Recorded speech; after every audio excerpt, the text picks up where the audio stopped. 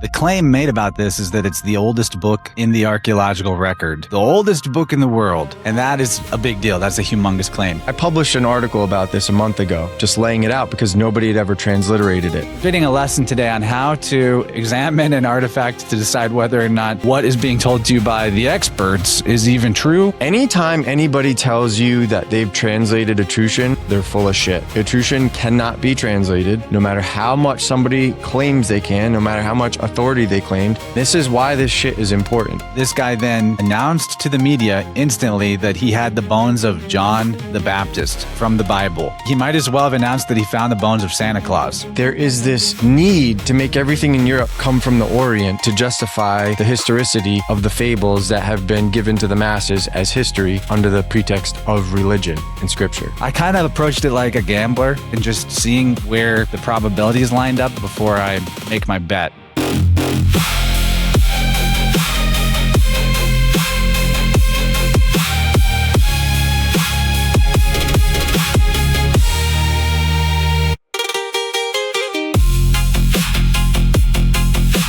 Welcome back to Inner World. Today, we are looking at a really bizarre artifact, kind of a different episode for you guys. Think of it like a forensic analysis of something that the mainstream has barely put anything out about, and we're going to consider all the possibilities. Is this Golden Orphism Book? Is it real? Is it real? That is on the docket today. We're going to look at it from every angle, including an analysis of the actual letters and inscription on here that you really can't find online at the moment. This whole thing started because somebody sent it over to Dylan. You want to explain how we got interested in this thing? Yeah, for sure. Well, so, we often put the call out to people, or at least I do, like when I post something and be like, if you have anything you want us to look into, feel free to send it over. And somebody sent me a cool Instagram reel about this. And I was like, oh, that's kind of interesting. And, it's kind of exciting, especially with my work, thinking about the possibilities of what this would mean for the ancient universal empire that my work delves into. And somebody just sent it to me. I looked into it. I obviously have my reservations about it. That being said, from a peripheral glance, and as I started looking into it, I didn't really see anything glaringly obvious with the letters that raised my suspicion, other than the fact that there seems to be mixed letters, meaning I see certain things like, for example, you'll see that letter that looks like a letter 8 in the slide you're showing right now, and that's like a PH or like a Greek phi or like an F, and you'll see that, and that's generally something you see with Umbrian writing. However, I won't ever just dismiss that alone as forgery and the reason that matters is because I don't think that would have been being used as old as the dates are claimed. I think the claim is something around 600, 660 BC that they're trying to date this to. And I have my reservations for things like that, but the interesting thing about Etruscan writing is this is like the actual formation of city-states, this era in Italy. And so there is not one system of writing overall that everything conforms to. There is a system of writing that takes on different forms in various parts of Italy. But for all intents and purposes, it's the same system, just with subtle variations. And so because the chronological record is so difficult to organize, it's quite possible that in certain times you might have seen that being used. Or just like you'll see a letter that looks like an F that functions like a V. But then not too distantly apart, you'll also see a letter that looks like a V that functions sometimes like a V, sometimes like a U. So it's hard to really just look at this and be like, oh, it's fake. But at the same time, you have to approach these things with caution because this could very easily be something that you want to be true or you want to see. And so, you got to be careful with the affirmation bias and all that stuff. But yeah, it's just an example of if anybody is curious and you're a serious person, for me, I'm kind of at the point where if you want to send us something to look at, you have to be a paid subscriber. We have to know you're at least a serious person and you support our work, because sometimes I get these obscure things that I've never come across before, and it's fun at first, but then the more I look into it, the more it feels like I'm being set up for a trap, almost like somebody wants me to It's a trap. Well, yeah, like I feel like somebody wants us to look at this, take it seriously so that they can mock us later. Like, look at these idiots. They pretend to be experts. They don't even know that they're looking at a forgery. So for us, we're just approaching it like this isn't our claim. This is just something that's out there that our audience wants us The to look claim, into. Dylan, that I don't think I mentioned, the claim made about this is that it's the oldest book in the archaeological record, the oldest book in the world. And that is a big deal. That's a humongous claim. Something to keep in mind is this guy right here is like, it's like this big. These lens wipes I have, but in a square. It's about as long as a golf tee, 5 centimeters, might even be shorter than this. Really small. So when we're looking at these pictures, keep in mind that we're looking at something that's objects on screen may be smaller than they appear, right? Something like that. And there's no photos, Chance. Like you can see how hard this was to put together. Like I published an article about this a month ago, just laying it out because nobody had ever transliterated it. And so once you get away from the silly ass reels and kind of like the clickbaity stuff, there's really not a lot of well documented photos on it, which is kind of crazy, because if it were as important as people say it were, you'd think it would be like everywhere in clear, 4K imagery, and it's not. It's just like this 1990s videotape quality. I mean, I'm being kind of a jerk, but it's really not that great quality. And so there was a video on YouTube that I'm having to freeze frame at each little point.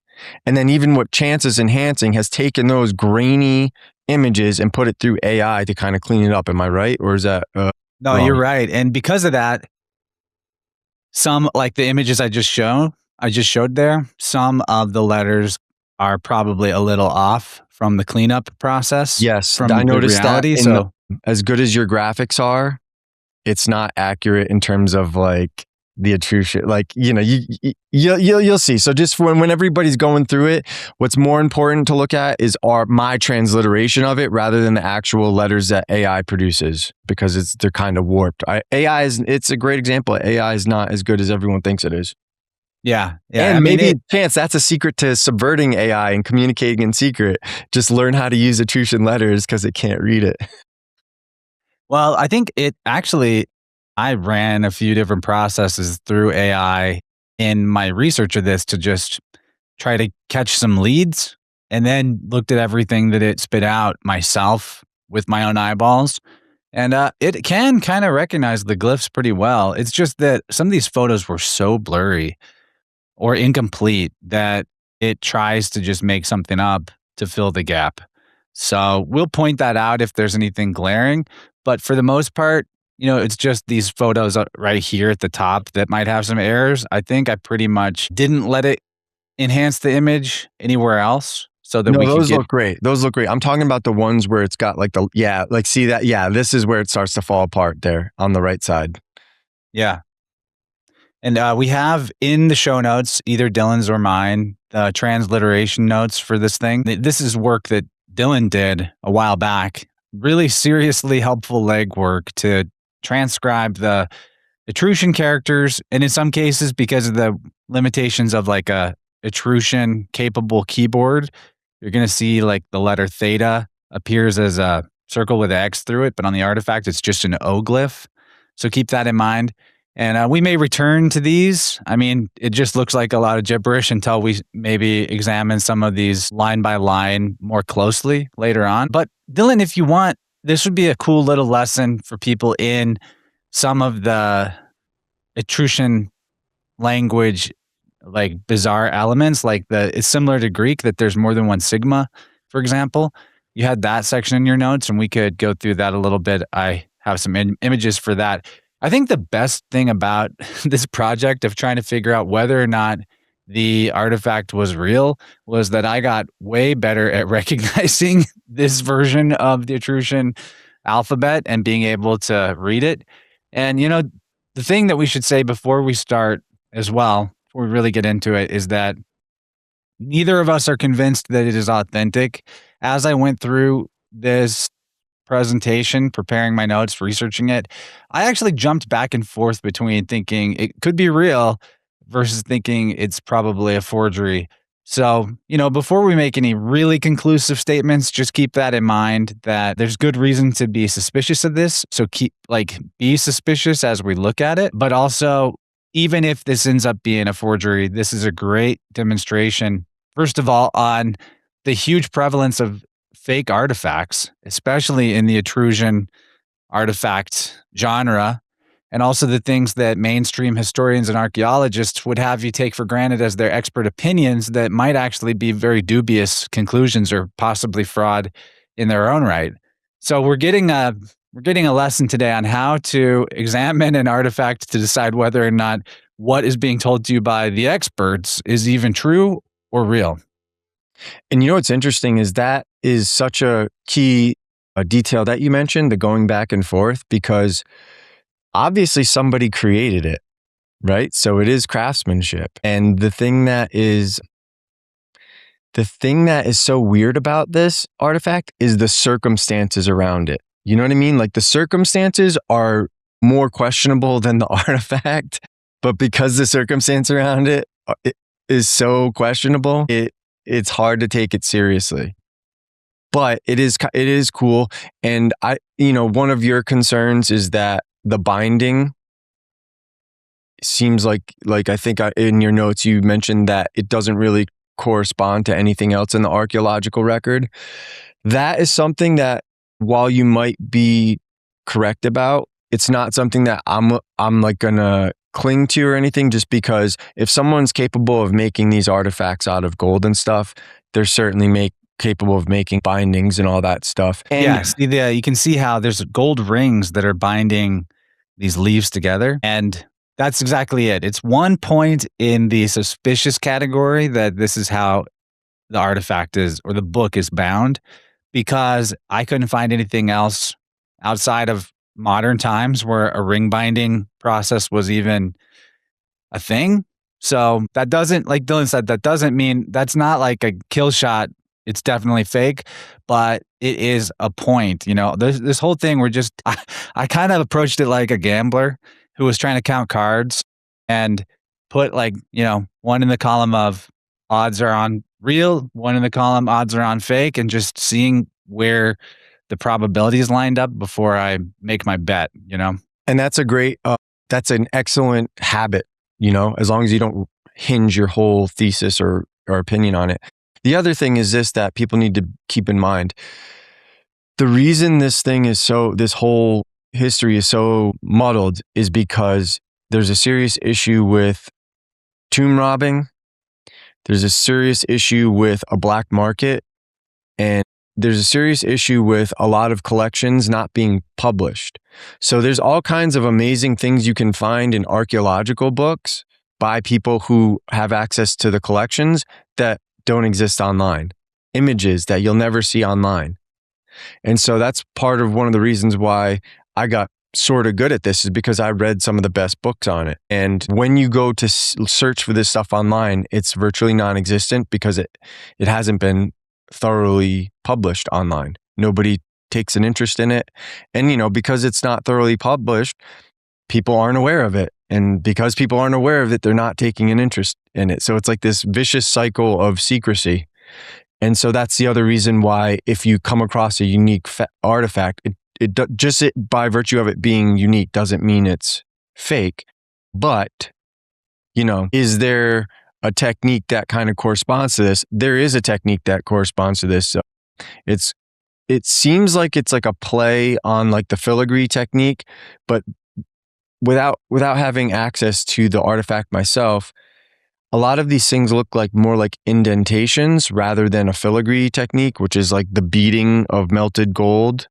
And, we've shown that before, how it just looks magnificent. The craftsmanship is like next level. The Etruscans were the best in the world at it.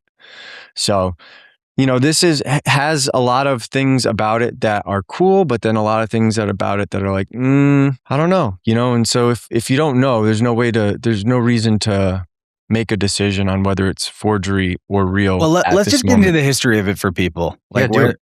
where this came from, because this, I think, even though this part of the analysis isn't even having to do very much with the artifact itself, this is really a revealing segment. So keep in mind as we dive in, there's a really woeful lack of analysis on the Golden Book. And even to add what you were saying about a lot of the stuff being locked away, even outside of having access to be able to see what artifacts are in collections, just the very scholarship itself, and not just this field of truthology, but around and across the board, scholarship is really gated. Like, journals and things like that, where you have to be part of an academic institution to have access to it. And this is the whole reason why I brought AI into my work on this project when I normally would not want to try to let it think for me. The amazing thing is, after it did all of that, what do you call it? Stealing. After Claude stole and Anthropic stole like all the books in the world, it is able to reference things that I wouldn't be able to get access to, but then tell me where that reference is. And then because it tells me where it is, I can go find that reference. But just in a normal Google search, you're never going to get it. You're never going to be able to find it. So that's been really helpful on the analytical part of this, especially with something kind of obscure like Etruscan attempted translations.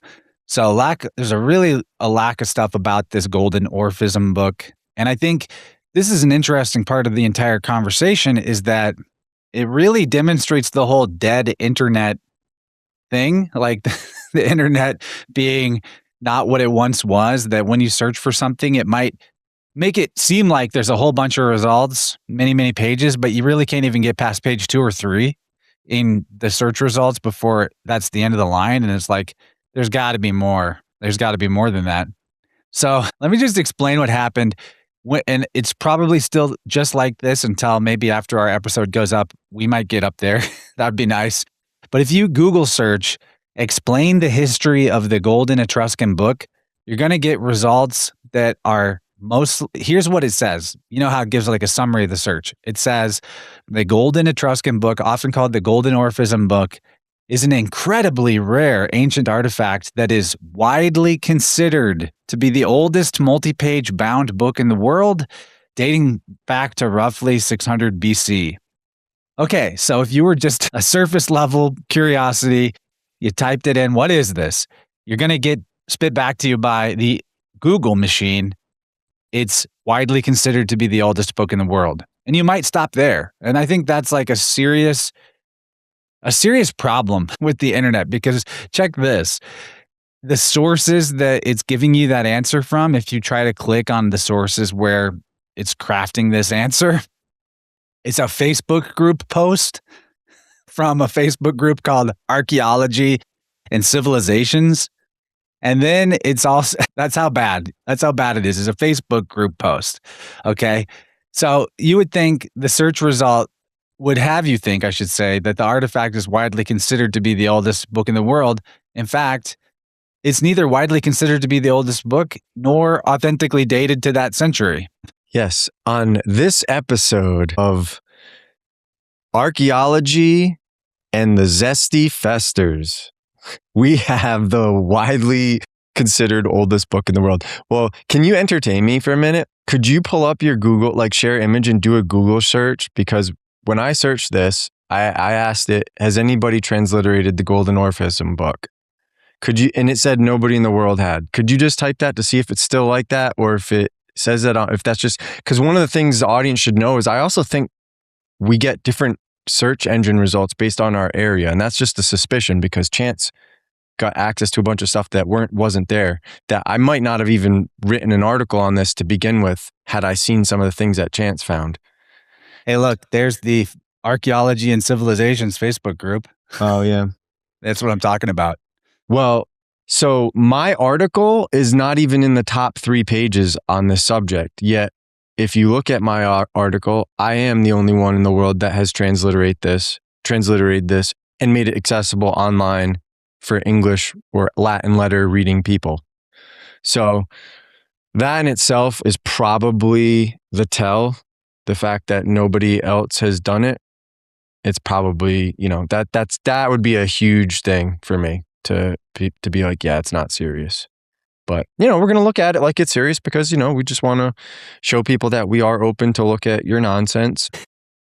And, the other source and not that be it super gives, judgy. We're going to be a little bit judgy, but, we're just going to show you how you're retarded for believing this stuff. But, it's with love. I could honestly forgive the average person for being tricked. It's like, it's the people that, especially this other source, the Brigham Young University Scholars Archive, that's the other source that you can actually get listed in the search result. And that came up too with what we just pulled up.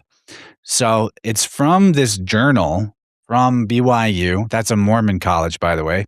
I'm just going to read what it says about it. The Bulgarian National Museum of History in Sofia, Bulgaria, recently placed on public display an ancient book comprising 6 pages of 23.82 karat gold, measuring 5 centimeters in length and 4.5 centimeters in width, bound together by gold rings. The plates contain a text written in Etruscan characters and also depict a horse, a horseman, a siren, a lyre, and soldiers. According to Elka Pinkova, who heads the museum's archaeology department, the find may be the oldest complete book in the world, dating to about 600 BC. The content of the book suggests that it was made for the funeral of an aristocrat who was a member of the Orpheus cult. The Greek philosopher Pythagoras spread the beliefs of the cult, which originated in Thracia, in southern Italy, and among the neighboring Etrurian tribes. According to Pinkova, about 30 pages from Etruscan books are known from elsewhere, but only in single sheets.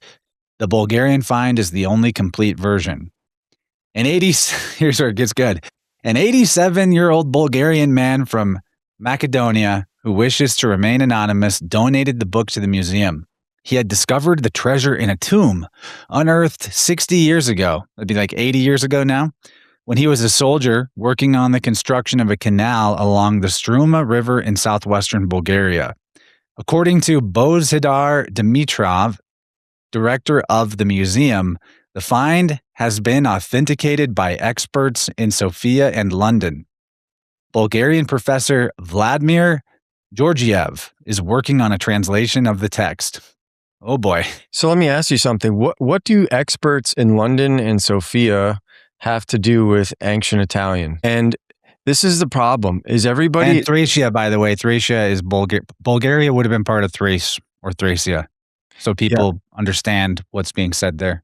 That's a K, remember that, because it's a Greek transliteration. Thracia. Yeah.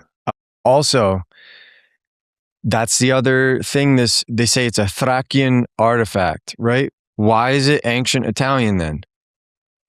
Well, there is this is the thing that I write about in The Real Universal Empire, which is there is this Greek mythological imperialism that tries to make everything in Italy come from Turkey and the Near East. Now, maybe a long time ago, that is the case, right? Maybe a long time ago, that Anatolia was a Celtic area that eventually gave way to the rest of Europe. That's possible. I'm not saying that's not possible. But when you look at the languages now, everything in that region has affinity to Indo-European. Maybe not everything, but certainly Greek. And Etruscan has zero affinity to Indo-European, meaning it has nothing to do with anything from the Orient. It's actually closer to Celtic.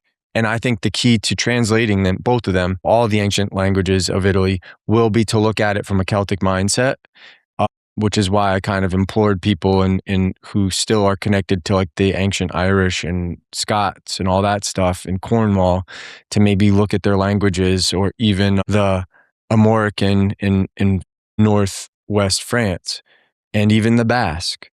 That being said, there is this need to make everything in Europe come from the Orient because there is a need to justify the historicity of the fables that have been given to the masses as history under the pretext of religion and scripture.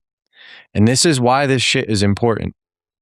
The second, if this was discovered as such, I would not blame the guy from keeping it anonymous and keeping it secret for a while with the way, you know what I mean? Like some of this stuff is like, maybe discovering this shit could be the worst thing that ever happened to you because of like the eye of Sauron that it brings on you. So that alone is not enough for me to dismiss it, because I totally understand, you come into possession of an ancient artifact and there might already be a law on the books somewhere that those in possessions of an ancient artifact are like felons or something like that. You know what I mean? Because there's such an issue with tomb robbing and all that. So I totally get that. That alone is not enough for me to dismiss it. We'll get this. One of the last sentences here. Bulgarian professor Vladimir Georgiev is working on a translation of the text. So at first I thought old Vladimir Georgiev had been working on that translation for 20 plus years now and probably gave it up. But I was curious, so I looked for this guy. He died in 1986 or 1987. A linguist and philologist from Bulgaria with that name, the only one I could find, has been dead for like 20 years, 17 years. At the time that this announcement was made, and Bozidar Dimitrov, director of this museum, said that Vladimir Georgiev was working on a translation of the text, that guy had been dead for 17 years. That's so disingenuous. It's like sickening. It reminds me of like the dead voters, the people who were voting, but they've been dead. Yeah, I can just name drop this guy. No one's going to know outside of Bulgaria. And he won't be there to dispute the claim that I made that he's the one doing it. All right. So it's very important that we don't, soil his name, because he might not have had anything to do with this. Well, yeah. By the time this came up, he had been dead for a long time. Poor guy. I gotta say it, dude. Anytime anybody tells you that they've translated Etruscan, they're full of shit. Etruscan cannot be translated. No matter how much somebody claims they can, no matter how much authority they claimed. And I will rest that on the work of Michael Grant, whose book, The Etruscans, and he addresses this. It is not translatable. Not only that, the only times it can be somewhat the gist of it is because the root words are the same in Latin. And so the remnants of the ancient Italians can still be found in the Latin and all that other stuff. And then secondly, oh my God, this is so much with the translating. I can't, this is so deep, but there are so many like things in play here that people have to be very careful when somebody claims they're giving you the translation. And the reason that's going to matter is because you're going to talk about that tablet that talks about the land and who owns what versus the comparing that in the future. So I just want to make sure that even that might be full of shit. Because I think according to possibly. people like Dionysius of Halicarnassus, Etruscans are indigenous to Italy. Even though all the way back then they were claiming that they might have come from somewhere else, nobody ever proved that they came from anywhere else. And I just want to make sure everybody knows that. It's on the record. They are indigenous to Italy as far as anybody can tell. So that's all very important, especially because we're going to look at what the mainstream claims some of the words on this thing actually say. But let me go back to this Brigham Young article that is part of the Google sources that make you think it's widely considered to be the oldest book in the world. The next paragraph reads, "The find is significant to the Latter-day Saints," that's the Mormons, "because the book was prepared about the same time Lehi and his family left Jerusalem." I don't know what that is in their dogma. "And generally fits the description of the Book of Mormon plates given by Joseph Smith in his letter to John Whitworth." So, this is the perfect microcosm of the larger problem with mainstream history, which is this tendency for religious and superstitious dogmas and beliefs to be the basis on which archaeological finds are authenticated or trusted or explained, for scriptural narratives to be the assumed history by which these artifacts are judged. Basically, in a nutshell, the Mormons saw a gold-plated book, pages, and they're like, "Oh, this is just like our thing. Joseph Smith found the golden tablets. This must be real. This helps add credibility to Mormonism's crazy LARP." So, no offense, Mormons. Well, that's really important because I live in an area that has Mormons. And so every once in a while, people try to convert me or whatever and talk to me about this stuff. And going back to those gold plates, it's called, the Smith claimed that the plates were engraved in some sort of reformed Egyptian, which he has the power to translate by divine intervention or whatever. So that is key because he's claiming he knows how to, the people who believe this shit in that cult, they really believe that he found some sort of reformed Egyptian gold-plated script and he had the power to translate it because God gave it to him. Again, this is the charlatanry of religion and all of it. But Dylan, do you doubt that God could do such a thing? God can do anything. That's what they always. That's what they always say to me. Guarantee God's not going to be sitting here using some modern language like Egyptian, which is based on Greek, which Coptic is also based on, when it has already been thoroughly proven that everything, and had conceded that everything they thought was ancient Greek turned out to be Etruscan. In this, now, something else we need to preface is, at the start of all of this, Chance and I have always given ourselves leeway to concede that every single damn thing that we've looked at is forgery. We're just entering this world because people want us to. Because if we didn't want content and we didn't want to enter this world, we could just sit back and say, yeah, what's the foundational fact that you're justifying any of this on? And that fact won't exist in the historical or archaeological record. So I want to be very careful or clear so nobody tries to pin all of this on us. We're just entering this space because this is what all of you have claimed is real. Not all of you, but you know what I mean? Like the status quo and all that stuff. Yeah. And so again, we're not even on looking at the artifact itself yet, but we've just discovered that the guy who brought it to the world, Bohizar or Bozhidar Dimitrov, even lied about the fact that it was being translated by some guy who's already been dead. He claims that it had been authenticated by experts in Sofia, which is in Bulgaria, and London. That was never backed up. And even now, we should probably just ask ourselves, who is this guy? Who is this guy? Because his involvement is going to raise some more big red flags. It's going to put a lot of chips in the pile of betting on forgery. So I looked into this guy. He looks like Jabba the Hutt to me. He kind of does. He's also dead. God rest his soul. He died a few years ago, or I don't know, 7, 8 years ago. So I asked Google, explain Bozhidar Dimitrov's involvement with the Golden Book. And this time, the main reference was from another Facebook group for the Mormons again. And they were stoked on this artifact because they got to lead with the headline in their Facebook group post. The oldest known book in history was written on gold plates. They really love this thing, okay? It makes their whole fantasy feel validated. And it was actually difficult to be able to find anything on Bozhidar Dimitrov because the search results were so heavily populated with like the Mormon being excited about it type of posts. So the kiddie pool of the United States internet, I had to get out of there and go to the deep end and use some other search methods to search outside of the United States. Do you want to teach people how to do that and impart that skill set, or do you want to keep that secret so it doesn't? It's just use AI as a search engine. That'll do it for you. Yeah. I mean, it's not super complicated. It used to be harder. It's not that complicated to do anymore. So I was able to find articles from Bulgaria, and I found that he was the long-serving director of their National History Museum in Sofia. He retired in 2017 and died a year later. He was the sole man responsible for every public claim about the Golden Orphism Book, including that, quote, the find had been authenticated by experts. They were never named, of course. Their process of authentication was never documented. So for all intents and purposes, this appeal to experts was an outright lie, or it's as bad as one because it was never actually backed up. Also, the very precise gold purity figure of 23.82 carat was part of his announcement in 2003.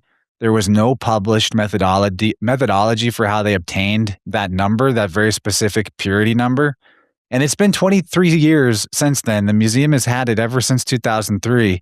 There have been no metallurgical tests or tests of any kind published about the book at all. So if this object was really 2,500 plus years old and made of solid gold, I will say that I think the condition it's in is pretty remarkable because gold at that purity level is soft, easily scratched and dented, and it was in some random dude's possession for 60 years. And it looks really new in the images we are allowed to see.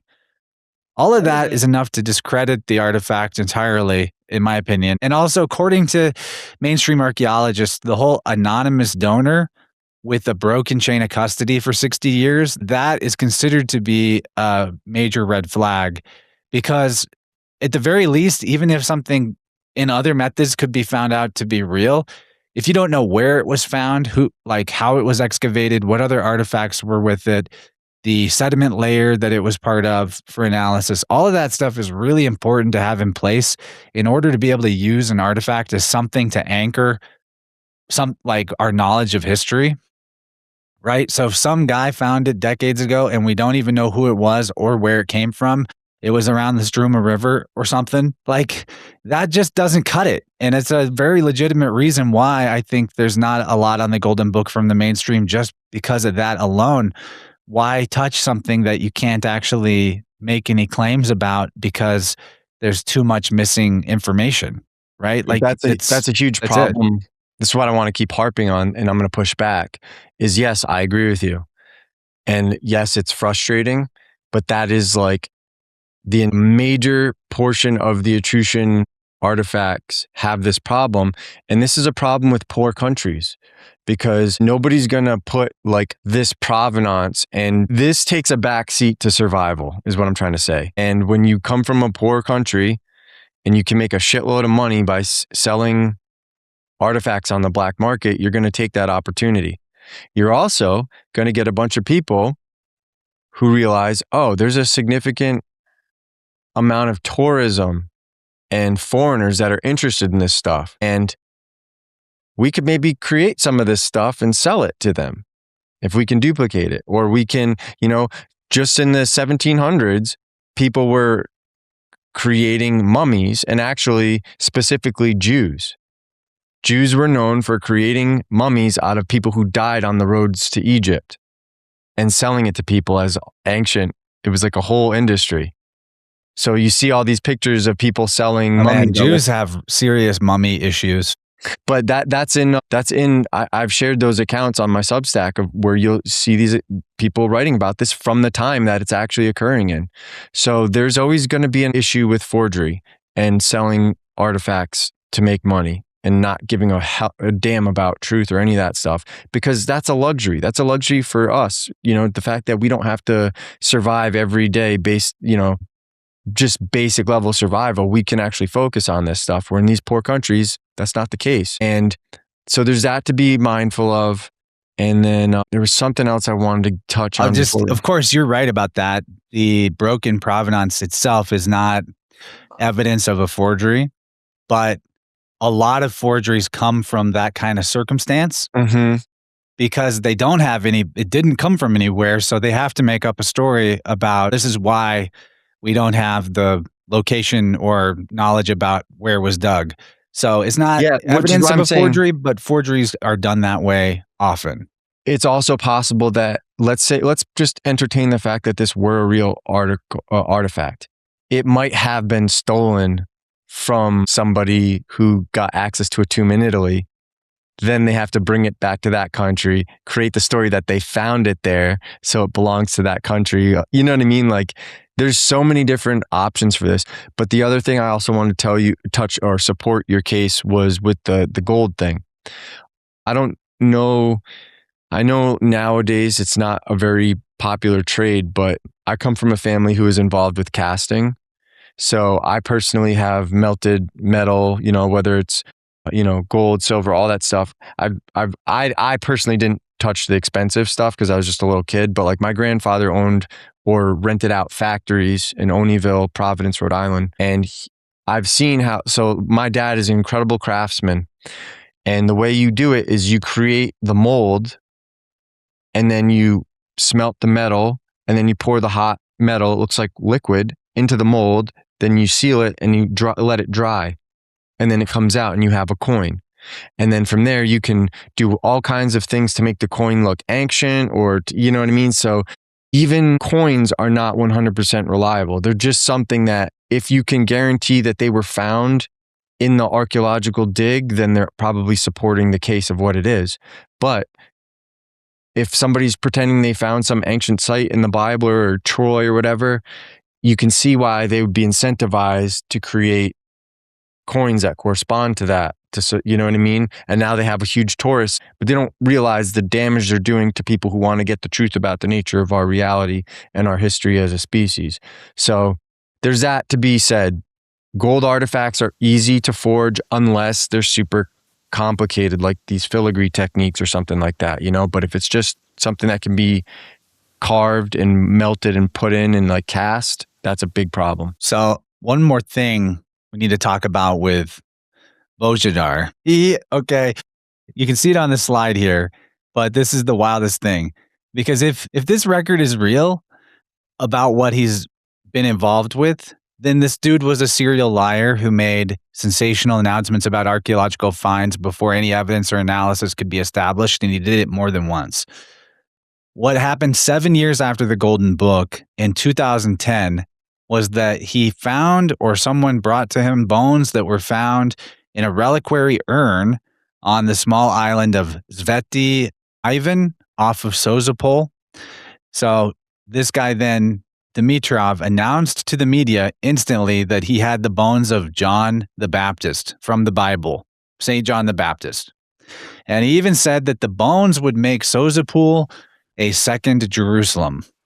I could add, he announced this before any dating had been done, but that's redundant, right? He might as well have announced that he found the bones of Santa Claus. It's ridiculous. So this led him to being shunned by the Sofia University that he was from and the regional scientific community because they were offended, how dare you, by these unproven assertions and all that. And then a subsequent investigation was done on him and dredged up that he had previously served as a communist agent. And they listed, I found like his code names and stuff that he operated under in an earlier era before he was involved with museums and archaeology. So I will say, devil's advocate, right? When someone gets blacklisted by the establishment like this, I would actually want to perk my ears up to what they were saying, just in case it was like a smear campaign to try to discredit them. But in this case, even if the communist agent narrative was invented just to like kick him out of the scientist club, the fact that he would make this claim about having the bones of John the Baptist is so spurious that I would have to just guess that he was a chronic. I mean, there are other examples too. They just weren't as sensational, but I think this guy was just like a chronically fraudulent individual. So the fact that he's the sole person responsible for bringing this to the world, he's the only one who knows who it was, the 87-year-old man who found this and gave it to him, and he never told anyone who it was. You know, he was anonymous. Like, this dude he just looks the type. You know, the story is really suspicious. So this is all, without even looking at the artifact, this is the cloud of sus events around it. And it's not insignificant. This is big stuff. Well, there's islands in Britain that were run by families that, like, it's tiny little islands, but they have like a significant monastery, and people would go there to make really important decisions and meet, you know, to decide the fate of those lands. So I was interested in just like seeing like what kind of island that was, St. Ivan. It doesn't really look like there's a whole lot there, but it actually would be kind of worth it if you want to in real time, just type in to bones of Sozopol in image search or in Google, because what's cool, there's a lot of cool imagery, but there's also another detail that along with these bones of John the Baptist, there were vampire bones allegedly. And what I mean by that is not that they're necessarily real vampires, but the bones had like, the skeletons had iron stakes driven through the hearts, and they were tied with like padlocks and stuff. Like, really kind of cool, kick ass. Yeah, I mean, if you wanna share, it's pretty kick ass actually. even if, you don't believe in vampires, and I certainly don't in a literal sense, but I definitely think they're an allegory for the Epstein people. But just finding people that maybe they thought they were so wicked that they had to do that shit so they wouldn't come back. The superstition is amazing. Super cool. I didn't even look further into the bones of St. John the Baptist thing, because as soon as I saw that, it just sounds so outrageous, right? Yeah. I wouldn't have either. It's because you said Bones of Sozopol. And I was like, oh, let me look up Bones of Sozopol. That's kind of cool sounding. It's fucking kick ass. Well, I Googled it, and it's just like this other thing. It's just like this golden book. The research results would make you think, wow, they really found St. John the Baptist bones. It's really his. It's really him. They did radiocarbon dating on it and everything. It's even coming from Reuters and CNN. Like, this is just clickbait nonsense, right? At this point. But, we've done enough work about the astrotheology of the Bible. We don't need to talk about whether or not there could be the historical bones of St. John the Baptist, or even if he was a real person, how anyone could ever possibly prove that they had his bones. This is just the same kind of thing as the relics of saints. That's been a scammy thing for thousands of years. So we don't need to get hung up on it, but it irks me that I Google this and I find that they're telling everyone that it's real, still. Well, something interesting about Sozopol is, and I didn't know this, they're claiming that is the ancient city that Greeks wrote about that was called Apollonia. And that's interesting because I've come across Apollonia a bunch of times. Could probably search that in my archive and find a bunch of stuff. And so it's Illyria. So that this part of the world is very important in terms of the at least ancient Greek civilization, and then whatever might have been there before them that the Greeks kind of absorbed, which I think was probably the Etruscan Empire.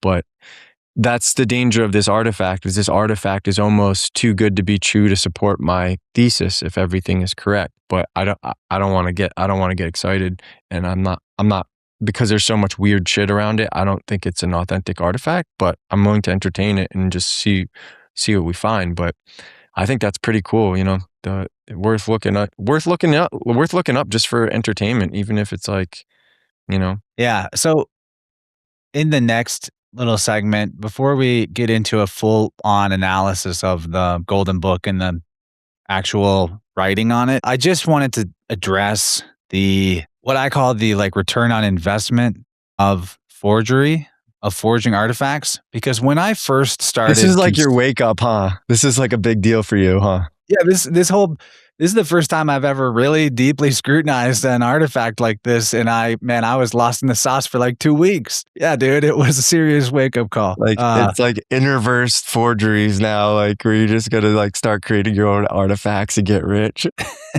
Well, I realized just the value of doing this. The risk versus reward is a lot more worthwhile than I thought at first, because when I was thinking about this Golden Book being a possible forgery, I was like, who in their right mind would use real gold to fake something? Gold is expensive. And so, okay, before we answer that question, this forgery, we should address what they're claiming that it is. Why is it called the Golden Orphism Book, right? And that's because there are artifacts of a certain genre. The German archaeologists call them Totenpasse, and they're essentially like passports for the afterlife, with instructions go when you get to the underworld, you're going to see an oak tree by a stream, and you want to go left, don't go right, and watch out for this monster around this corner. It's a whole thing. And at least that's what they say is written on these things. And they tend to be they're really little gold leaves. They're super thin. They're often rolled up and put in a little capsule worn around the neck as an amulet. So essentially it's just a formulaic process of how to get past the judges and guardians of the underworld to help the initiate, theoretically, of Orphism to have a successful afterlife journey. So what's being asserted by the fact, now we look at these, we'll go back to the Golden Book. they're saying this is the same thing. This must be the same thing, right?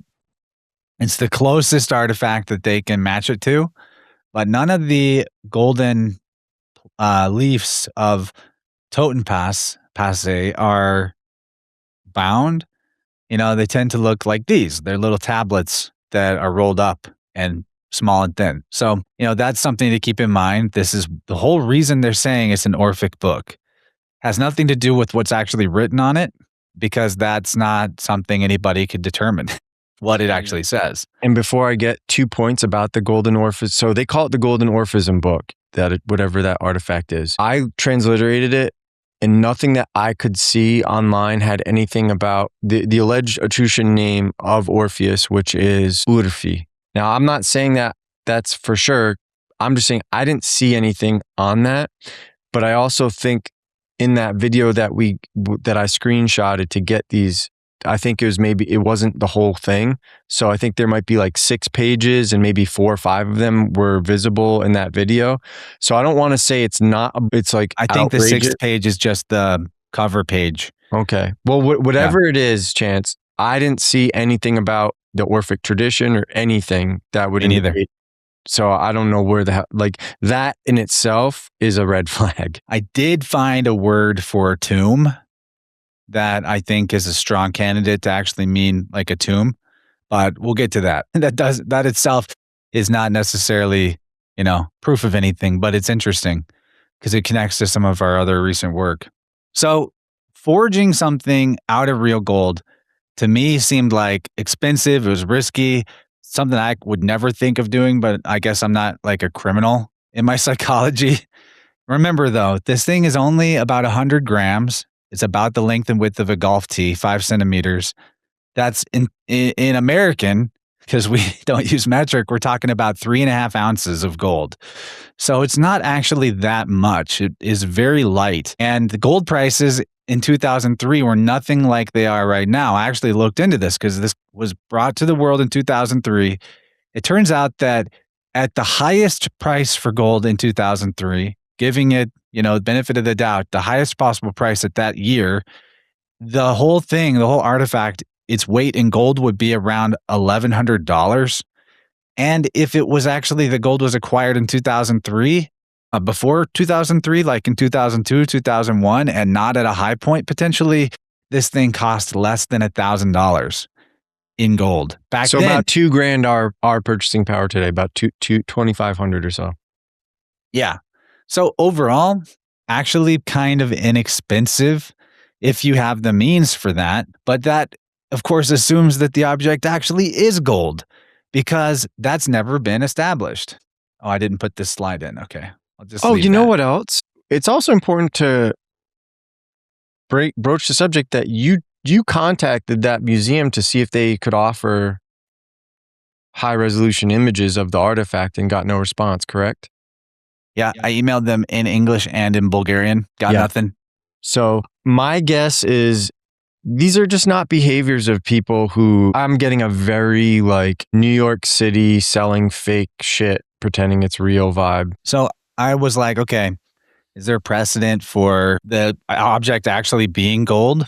No, it's never been established. No actual metallurgy analysis has been done in any way. Even a basic, I learned about this process called X-ray fluorescence, which is like a piece of equipment, XRF, that any major museum would have on hand because it quickly exposes if there's a cheap plating, like thin gold plate over a base metal. They can tell really fast.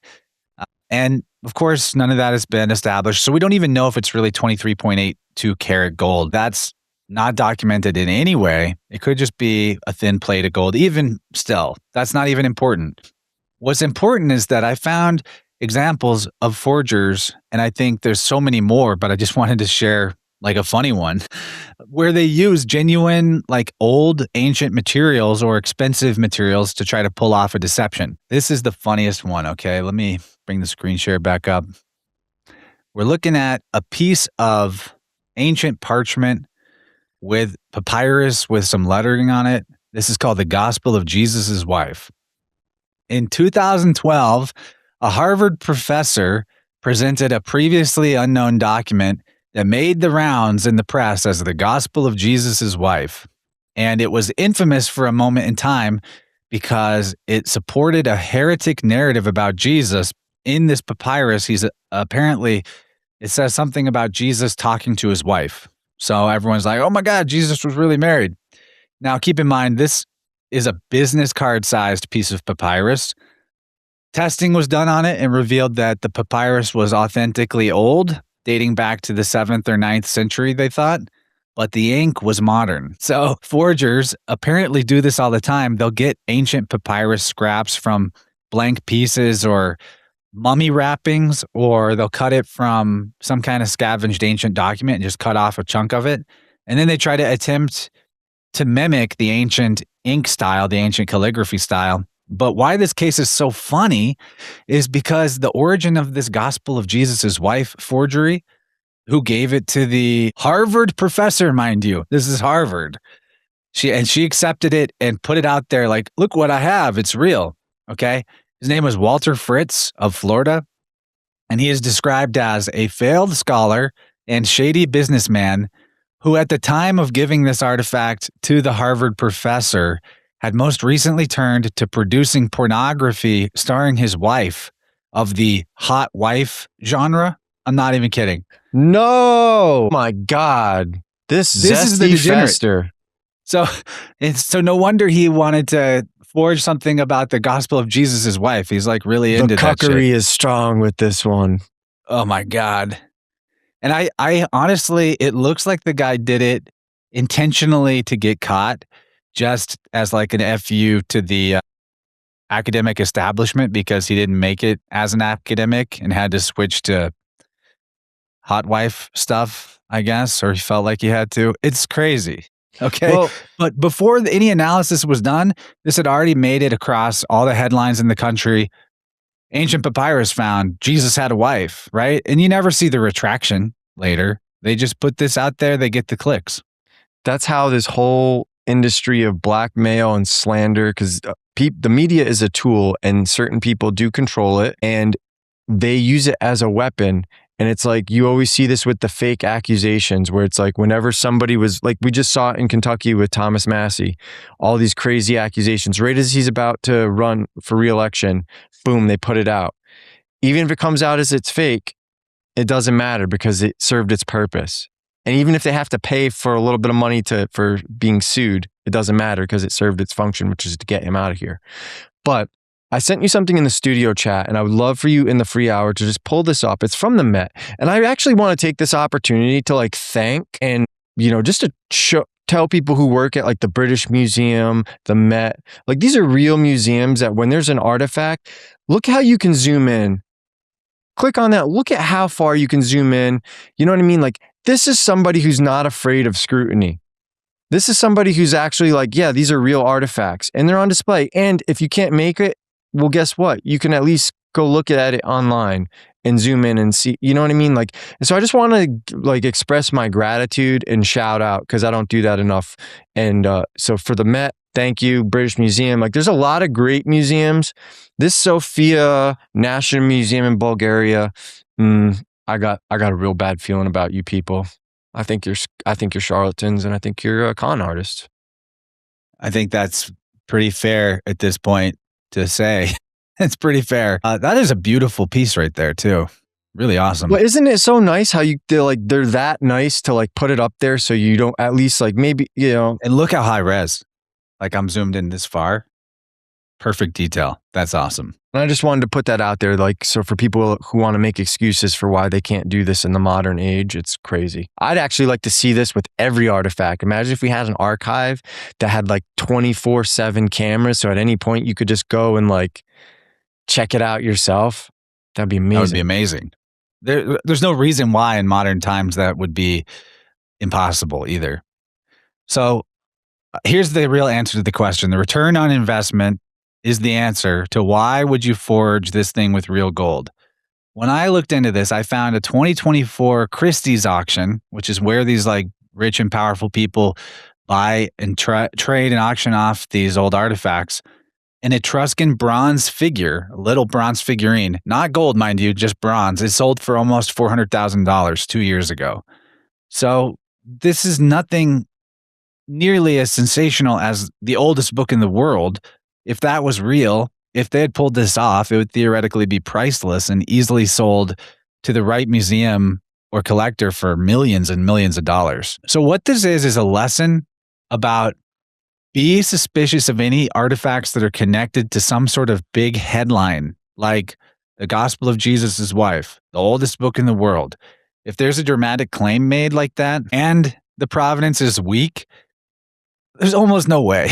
We're looking at definitely a scam. You can probably be safe to just bet it's a scam without even wasting your time on it at that point. Our ancestors have prepared us for this chance. Like, I forget who it was, but somebody before us said extraordinary claims require extraordinary evidence.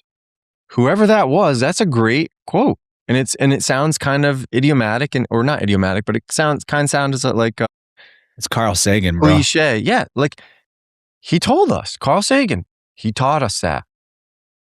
You don't even have to read his work for that to absorb. It's a great practice. It's great. And Dylan, as you touched on, I have a slide here about the black market for these sort of artifacts. This is so awesome. You should be very proud of yourself for doing this. Is fucking awesome. No, I would love to have peeps when I was researching to come across people who were this thorough and did this shit for me. Okay, cool. You guys should go subscribe to Chance. Give him some money. Or stay a British cigarette, whatever you like. Dylan, did you come across this? This happened just April 29th this year. No, that's why I love it. That's why it's so exciting for me, for somebody else to look at it. Because now you're bringing all kinds of stuff. But in this space, the reason I can't stand this space over the last 15 years is nobody can be bothered to look at it. Not one person can be bothered to understand anything we're saying from our perspective. So it always just creates chaos. And it's just that's why I keep to myself now. But this is so fucking exciting for me. And I appreciate the fact that you did this. Oh, well, I built off of work that you did to start. So it's really a collab. I just picked it up where you left off. But the black market for these artifacts is enormous. And we can see how big a deal this is in April 29th, just this year. So we're talking not even 2 months ago. There were 337 looted antiquities in the United States returned to Italy. And that's a lot of stuff. 221 of them alone were found through investigations by New York prosecutors. This happened to include Roman, Greek, Etruscan, and Egyptian artifacts. There was a lot of stuff. A lot of stuff. Some of it going back really far if the dating is correct. Italy claimed that they were looted, most of them in clandestine digs or actually stolen from museums. So this is great that they're going back to Italy. I think that's pretty cool. But what it shows is how, because what do you think of when you think of New York? You think big financial traders and politicians and things like that. They have amazing, the best art and history museums I've ever been to. So it's basically Gotham, but in terms of comic books, it's basically Gotham City. Yes. You have these folks who have way too much money. They have a psychological disturbance of some kind that makes them need to feel powerful. Getting more money is no longer doing it for them. So they need to own things that are unique and priceless, especially when they have some kind of historical importance. Keeping those things in a private collection where the world will never know about them. It's just for me. I think that behavior is attractive for certain types who already have exhausted all the mundane ways to feel wealthy and powerful. Because this is if this has been found, imagine what hasn't been found. If there was this much found just 2 months ago, how much of this is real? How many things are out there that would be extremely helpful to our understanding of history if they could just be made public? That's the point. Wagging my finger. What if some of these are forgeries themselves? Very possible. The only reason they're chasing them down is because of the money wires or the money involved that got triggered. And what if that in itself is just an operation for money laundering? You know what I mean? There's so many possibilities of what we could be looking at. That's why it's important not to firmly state your position before you know for sure. And that's actually a really good point, is the Forgeries sell way easier on the black market than to a real museum or institution who has more scrutiny. So a lot of those possibly were forgeries. Maybe we'll hear about it again down the line, like of the 337 looted antiquities, half of it was fake, or they'll never know. But that's a really good point, because exactly, they are more easily sold to private collectors when they're fake. And that happens all the time. I mean, I can't tell you all the examples I found of forged artifacts that made big headlines, but I just didn't want to belabor the point, and I just stuck to the Gospel of Jesus' Wife because that's really funny. Can we conclude that the Golden Book is fake? Let's just review. Coming up in part 2 of this episode, when I was looking into the Golden Orphism Book, I found that the book is actually a pastiche of this Sippus Paracenus. It's like a jumbled up copy. That's it. Checkmate, game, set, match. Uh-oh. That is crazy, dude. Oh my God. That's a serious bombshell. The single load-bearing pillar that supports that date of 200 BC is paleography. That is a genuinely weak position. There's no archaeological context. The alphabet had more letters in antiquity and lost letters over time. Every other alphabet gains letters, does not lose them. Now I'm on the train. I might be convinced that the Chippus is a fraud. In Latin, nepos, it's where we get nepotism from. It means descendant. Neptune could be the descendant of Tune or Tina. Shit, you want to open the gate? I might just start going down that rabbit hole. What do you even hang your hat on? This whole thing may be fraud. Thank you for listening to Inner World. To unlock the second half of this episode and access the entire archive of our research, join Interverse Plus or become a supporter on Dylan's Substack. Find links to all the different ways you can support at interverseplus.com.